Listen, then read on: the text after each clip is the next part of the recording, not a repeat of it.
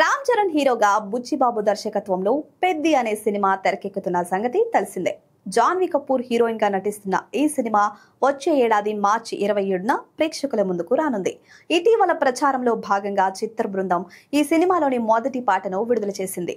చికిరి చికిరి అంటూ సాగే ఈ పాటను సంగీత దర్శకుడు ఏఆర్ రెహమాన్ స్వరపరచగా మోహిత్ చౌహాన్ ఆలపించారు. ఇక ఈ పాటలో చరణ్ స్టెప్పులకు సోషల్ మీడియా షేక్ అవుతోంది. జాన్వీ గ్లామర్ టచ్ కూడా అదిరిపోయింది. దీంతో అన్ని భాషల్లో సాలిడ్ రెస్పాన్స్ వస్తోంది. కేవలం 13 గంటల్లోనే 32 మిలియన్ల వ్యూస్ సాధించిన చికిరి 24 గంటల్లో 46 మిలియన్ల వ్యూస్ ను సొంతం చేసుకుంది.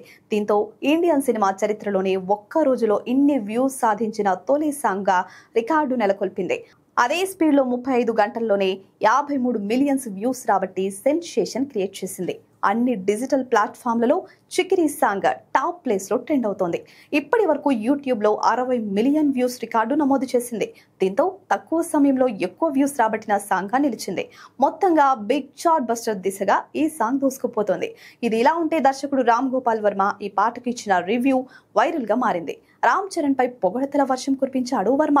సినిమాలోని ప్రతి క్రాఫ్ట్ హీరోను ఎలివేట్ చేయడానికే ఉండాలి. చాలా కాలం తర్వాత రామ్ చరణ్ ను అంత రా రియల్ ఎక్స్ప్లోజివ్ ఫామ్ లో చూశాను అంటూ ట్వీట్ చేశాడు వర్మ. మొత్తంగా చికిరి చికిరి దుమ్ము దులిపేస్తోందనే చెప్పాలి.